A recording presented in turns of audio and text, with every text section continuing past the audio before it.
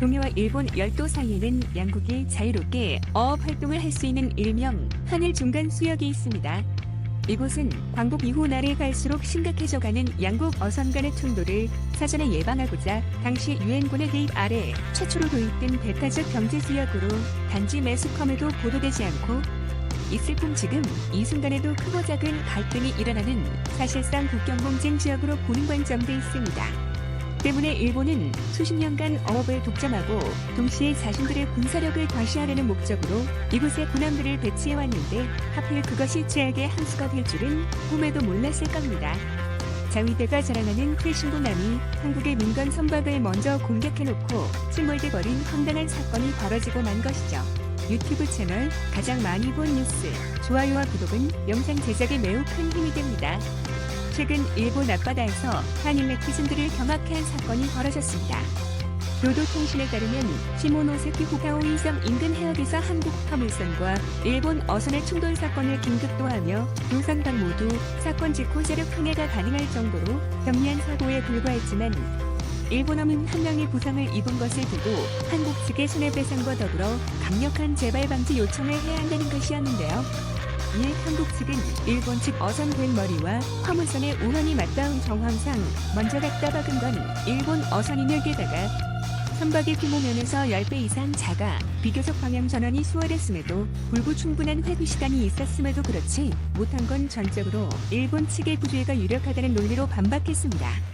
사소한 접촉 사고에 가까운 이번 사건은 결국 보험사 간의 싸움으로 종결될 분위기지만 일본 네티즌은 그동안 쌓인 게 워낙 많아서인지 과거 한일 중간 수역에서 벌어졌던 양국 선박의 충돌 사건을 기억고 끄집어내는 뒤끝을 보여주고 있습니다.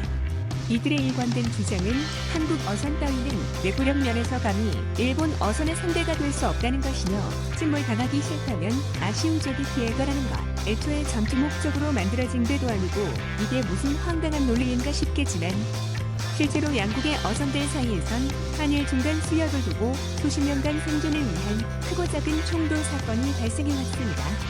대표적인 예로 지금으로부터 3년 전인 2018년 북도 인근 해역에서 양측 어선이 충돌, 한국 어선이 침수 피해를 입고 13명이 긴급 구조됐던 사건을 들 수 있는데요.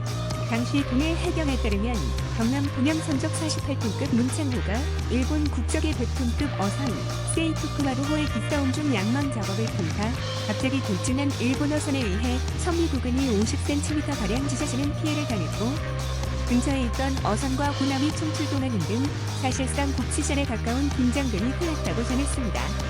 특히 이곳은 중간 수역 내에서도 대화대해역이라 불리는 곳으로 수심이 300에서 500m로 상대적으로 낮아 영양염류가 풍부한 데다 한류와 난류가 만나는 조경수역으로 한국과 일본은 물론 중국과 러시아 어선들이 최근 외화벌이에 나선 북한 어선과 갈등이 빚어질 정도로 조합 경쟁이 치열한 동해안의 대표적 황금어장으로 불리고 있습니다.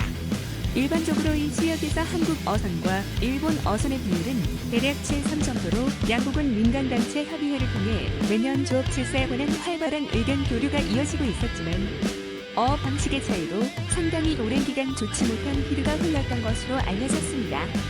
심지어 최근 양국의 해군은 만약에 사고를 방지한다는 목적으로 경비함을 배치하는 등 분쟁 지역을 능가하는 긴장감이 조성되기도 했는데 문제는 지구온난화의 영향으로 동해 연안의 어족저온이 시려 말라 대화태 구역의 경쟁이 치열해지면서 대부분 100톤 미만의 한국 어선에 비해 일본 어선의 규모가 크다 보니 일단 충돌 사건이 벌어지게 되면 상대적으로 피해가 클 수밖에 없다는 한국 어민들의 주장에 따라 일본 어선의 의도적인 박치기를 경계하기 위해서라도 보다 강력한 군함을 배치하는 등 일각에선 이 구역을 둘러싼 갈등이 향후 국지전으로 발발할 수 있음을 우려하기도 했죠.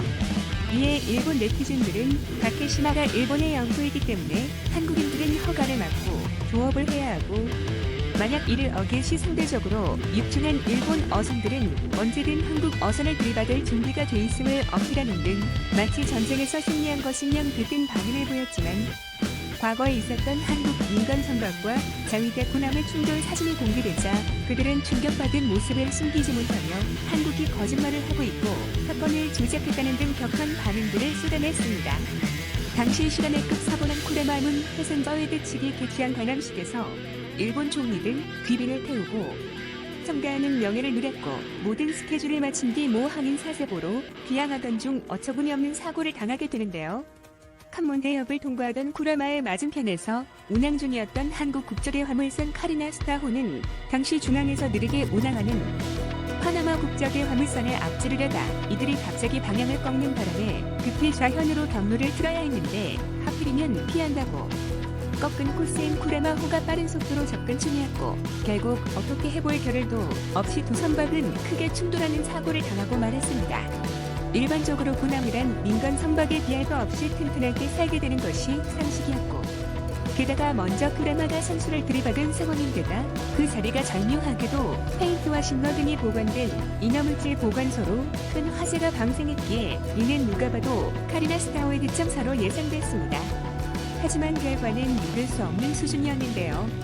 고발 결시간이 걸린 진화 작업과 그 과정에서 6명의 승무원이 부상을 입긴 했지만 부딪힌 자리에 약간의 그을린 자국을 제외하곤 운항에 차질이 없을 정도로 경미한 손상만이 남았고 반면 쿠레마호는 먼저 들이받고도 선수 전체가 형체를 알아보기 힘들 정도로 찌그러져 운항 자체가 불가능한 심각한 타격을 입는 바람에 근처에 있는 어선과 화물선 그리고 구조헬기 등의 긴급 지원을 통해 탑승객을 전원 구조하고 나서야 뒤늦게 모항으로 인양될 수 있었습니다. 이같이 황당한 상황에 일본 언론들은 한국의 민간 선박만도 못한 군함이 일본 자위대의 대표 함선이라는 게 매우 쪽팔리다는 반응과 함께 심지어 폭발물을 들고 돌진한 건 쿠레마인데 그 결과가 자폭이나 다름이 없었다며 이런 형편없는 내구력을 가진 군함을 주력으로 운항했다간 동해 전체가 한국의 손에 들어갈 것이라는 자조 섞인 주장이 나오기도 했죠. 그도 그럴 것이 쿠레마호가 고작 민간 선박에 의해 파괴됐다는 소식은 일본에게 있어 단순히 충격적인 소식 이상의 의미를 지니고 있었습니다.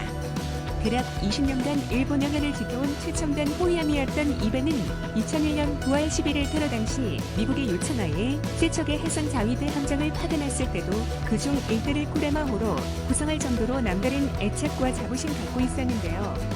한편 한국 네티즌들은 저들이 자랑스러운 용사라며 군함이고 뭐고 한국조선업의 지존이라는 등 뿌듯한 반응을 보이는 가운데 악이 오를 대로 오름 해상정의대 측은 파손된 군함에 대해 한국의 일방적인 부주의를 들먹이며 무슨 일이 있어도 마땅한 보상을 받아낼 것을 강력히 주장하기도 했습니다. 이 과정에서 일본은 또 한 번 망신을 당하고야 마는데 그 이유는 한국 측의 철저한 조사 끝에 사고의 결정적 원인이 일본 관제소에 있음이 밝혀졌기 때문이었습니다. 충돌 직전 간문 해협 관제실과 카리나 스타의 무전교신 내용을 분석한 결과 관제실은 카리나 스타호에 앞서 가던 파나마 화물선을 좌측으로 초월하도록 지시하고 맞은편에서 해상 자위대 호위함 쿠레마가 오고 있다는 사실을 명확히 전달했지만 똑같은 상황에서 일본의 호위함에는 아무런 내용이 전달되지 않았던 것인데요. 이는 그동안 일본 해상청이 카리나 스타의 운항이 파손된 점에 관해 우측 파괴 원칙을 무시하고 좌측으로 접근한 점을 지독하게 물고 늘어져 왔기에 결국 북쪽으로도 완전히 불리한 상황에 놓였고 더욱이 2000년대 들어 일본 해상 자위대 함선들이 잇따라 크고 작은 충돌 사고를 낸 사실들까지 추가로 밝혀지자 이는 곧 자기가 쳐놓은 함정에 스스로 걸려드는 최악의 결과를 초래하고 말았습니다.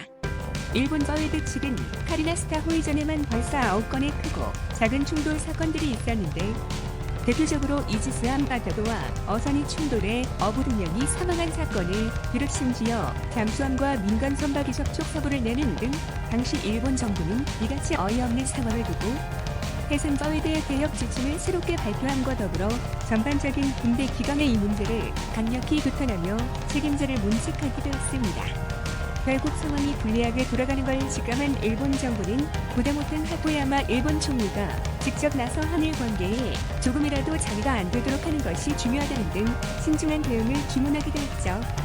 덧붙여 자위대 측은 한국 선박의 끔찍한 내구력을 들어 또다시 망신을 당하고 쉽지 않다면 훈련 시 이들의 경로를 철저히 모니터링해야 한다는 주장과 함께 차후 예정된 호위함 건조 시 조선사 측에 내구력과 관련 한층 강화된 설계를 지시하기도 했습니다. 북면한권 조선업 분야에서 일본은 죽어도 한국을 따라올 수 없다는 사실 스웨즈 운하 사건 때도 그렇고 일본산 배는 왜 이렇게 분량이 많은지 모르겠습니다. 시청해주셔서 감사합니다. 이 동영상은 유튜브 채널 가장 많이 본 뉴스에서 제작하여 게시한다. 구독과 좋아요, 알람 설정은 좋은 영상을 만드는데 많은 힘이 됩니다. 동료와